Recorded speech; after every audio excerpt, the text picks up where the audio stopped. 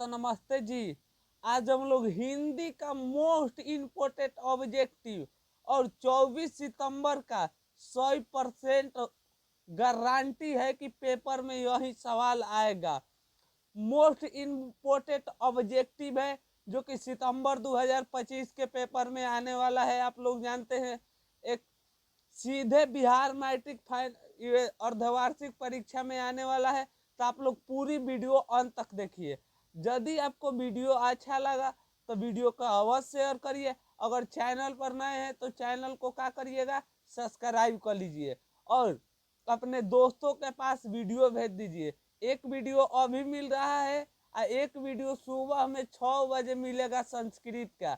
ये तो हिंदी का हो गया पेपर, एक मिलेगा 6 बजे। तो वो वाला भी वीडियो देख लीजिए और इस पेपर को पढ़ के जाइए। आपको अब कोई नहीं पढ़ना है। सर चलिए हम बढ़ते हैं पहले का क्वेश्चन की ओर। अब बार बार मैं कह रहा हूँ अवश्य चैनल को सब्सक्राइब कर ले। चलिए करते हैं वीडियो को स्टार्ट। पहले का क्वेश्चन मोस्ट इम्पोर्टेंट सवाल कल पेपर में आएगा। क का उच्चारण स्थान क्या है? चाहे चौक आएगा चाहे थक आएगा। देखिए क बोलिए, क तो कौन चीज से आवाज निकल रहा है? तो आप कहिएगा कंठ से। तो इसीलिए पहला के राइट आंसर क्या हो जाएगा? बी हो जाएगा।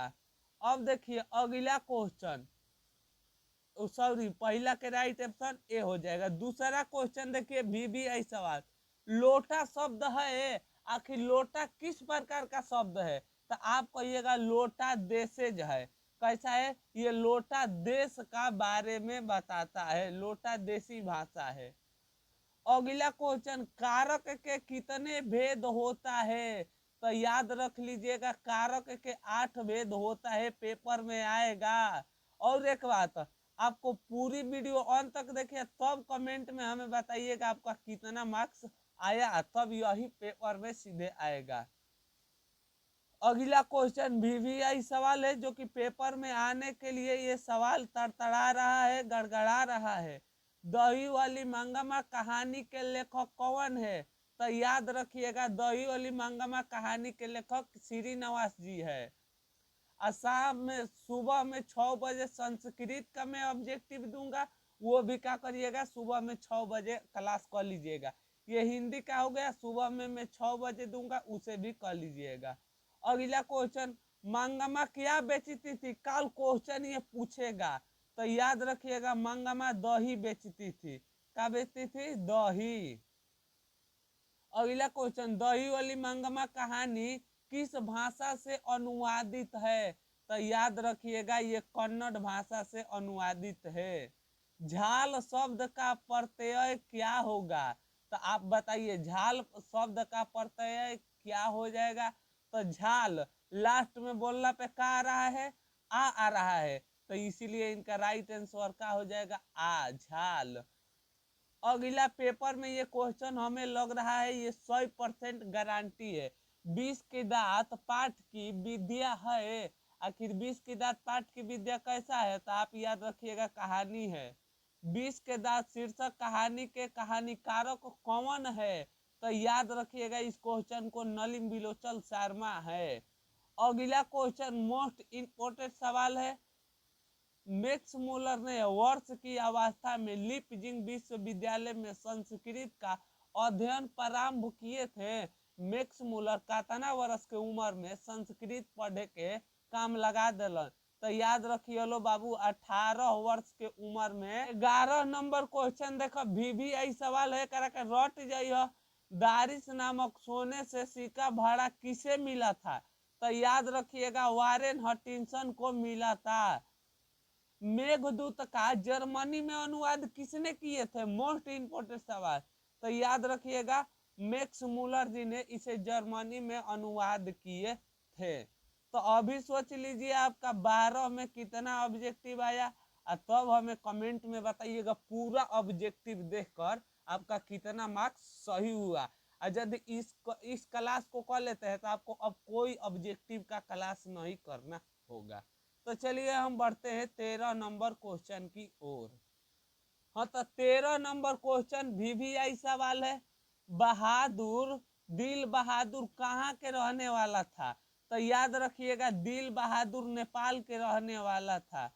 बहादुर से मार खाकर भैंस भागी भागी किसके पास चली गई, मोस्ट इंपोर्टेंट सवाल है। तो याद रखिएगा माँ के पास चली गई। अगला क्वेश्चन, ढहते विश्वास कहानी के कहानीकार कौन है? तो याद रखिएगा इस क्वेश्चन को, सात कोड़ी होता है। कौन है? सात कोड़ी होता है। 16 नंबर क्वेश्चन देखिए, लक्ष्मी के बड़े लड़का का नाम क्या था? मोस्ट इंपोर्टेंट सवाल है। तो लक्ष्मी का बड़े लड़का का नाम था अच्युत। अब पूछेगा गांव के पढ़ाकू लड़का का नाम क्या था? तो वही गुणनिधि मार दीजिएगा। लक्ष्मी के पति का नाम क्या था? तो ये क्वेश्चन आप याद रखिएगा, लक्ष्मण था। अगला क्वेश्चन मोस्ट इंपोर्टेंट सवाल है, इसे रट मारिएगा।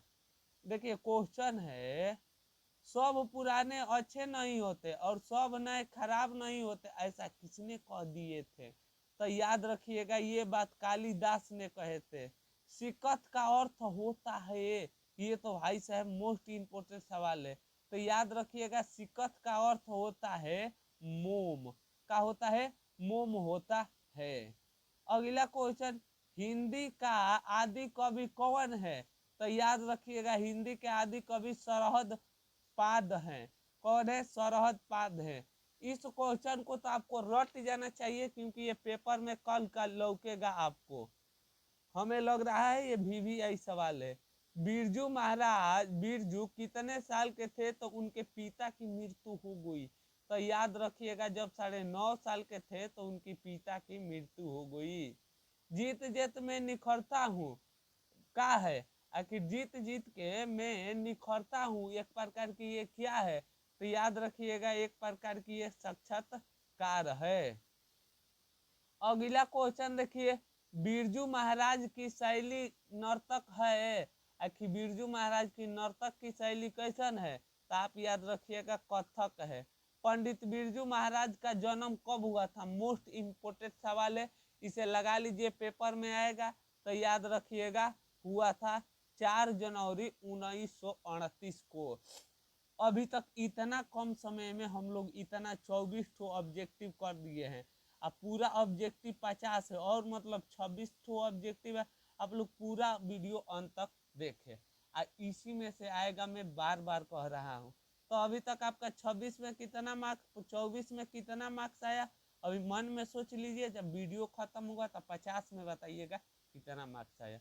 तो चलिए हम बढ़ते हैं 25 नंबर क्वेश्चन की। क्वेश्चन देखिए, बिरजू महाराज का संबंध है। आखिर बिरजू महाराज का संबंध किससे है? तो आप कहिएगा कथक नर्तक से है।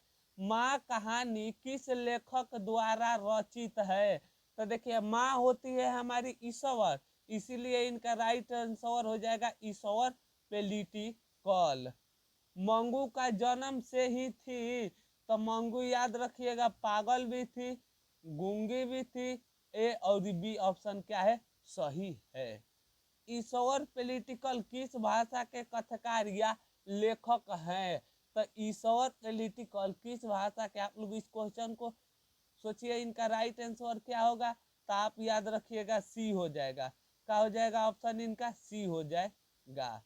अगला क्वेश्चन देखिए, मंगू का बड़ी बहन का नाम क्या था?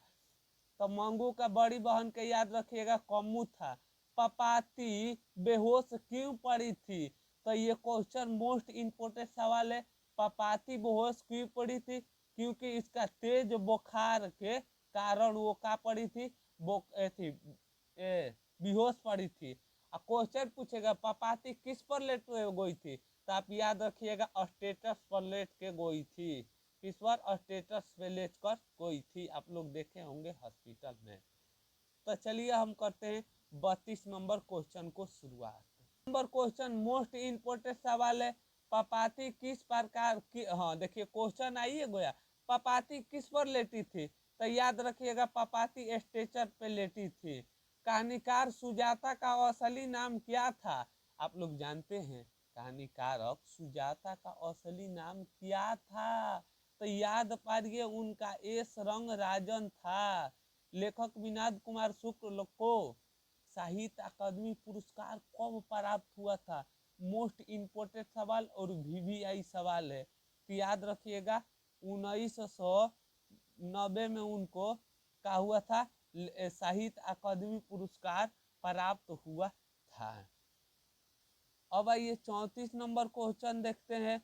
मछली और गोश्त कौन नहीं खाता था? तो याद रखिएगा माँ नहीं खाती थी। मछली कहानी के लेखक मछली लेकर कौन भाग गया? सबसे इम्पोर्टेंट सवाल, तो याद रखिएगा संतु लेकर क्या हो गया? मछली लेकर भाग गया। मछली कहानी के लेखक कौन है? तो याद रखिएगा मछली कहानी के लेखक विनोद कुमार शुक्ल हैं। VVI इम्पोर्टेंट सवाल है। अगला क्वेश्चन देखिए, गांधी जी को आत्म की उपाधि किसने दी? गांधी जी को महात्मा की उपाधि किसने दी थी? तो आप इनका राइट आंसर याद रखिएगा, ये बात उनको रविंद्रनाथ टैगोर ने दिए थे। आध्यात्मिक शिक्षा से गांधी जी की अभिप्राय क्या था? तो याद रखिएगा आध्यात्मिक शिक्षा से गांधी जी की ये पराय था, इनमें से कोई नहीं। उनको हृदय के शिक्षा पसंद था गांधी जी को। अब देखिए महात्मा गांधी के पिता का नाम क्या था? तो आप लोग याद रखिएगा करमचंद गांधी नाम था। अब मोस्ट इम्पोर्टेंट सवाल 2026 के थी पेपर में आएगा आपको ये सवाल, सिख गुरु के 5वें गुरु कौन थे? तो उनका राइट आंसर याद रखिएगा गुरु नानक जी 5वें गुरु थे। अगला, किसके बिना इस संसार में जन्म लेना बेकार है? तो याद रखिएगा राम नाम के बिना जन्म लेना इस धरती पर का है? बेकार है। तो अब आप मन में सोच लीजिए 41 में आपका कितना मार्क्स आया, क्योंकि और 9 ऑब्जेक्टिव बचा है। आप लोग यहाँ तक देख रहे हैं तो आप समझिए आपका कल पेपर में सवाल बनेगा। ठीक है, तो आइए हम करते हैं 42 नंबर क्वेश्चन को स्टार्ट। 42 नंबर क्वेश्चन देखिए, ननकाना साहब कहाँ अवस्थित है? तो याद रखिएगा अब ननकाना साहब है जो पाकिस्तान में स्थित है। गुरु नानक ने किस धर्म का परिवर्तन किए थे? जो गुरु नानक थे वो किस धर्म का परिवर्तन किए थे? तो इनका राइट आंसर याद रखिएगा सिख धर्म के परिवर्तन किए थे। अगला क्वेश्चन देखिए, कबीर खान राजवंश से उत्पन्न हुए थे? कबीर खान किस राजवंश से उत्पन्न हुए थे? तो 44 के राइट आंसर याद रखिएगा पठार राजवंश से। और 5 ऑब्जेक्टिव बाकी है, पूरा अंत तक देखिए। रसखान के रचना काल के समय क्या था? जब रसखान जी थे उनका रचना काल के समय कौन थे? तो याद रखिएगा जहांगीर थे। अगला क्वेश्चन, घानानंद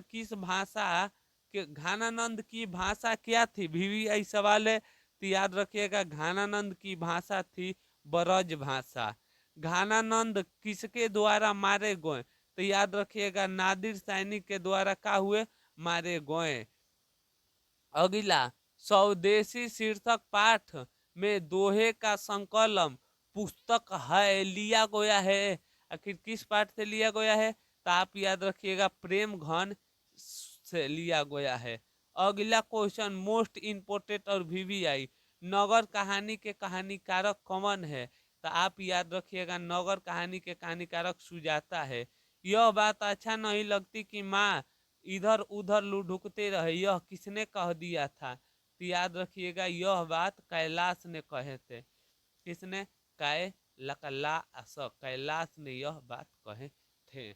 किस कहानी की है? तो धरती कब तक घूमेगी। तो फाइनली यहाँ पर आकर हम लोग का क्या हुआ? ऑब्जेक्टिव आपका 50 ठो समाप्त हो गया।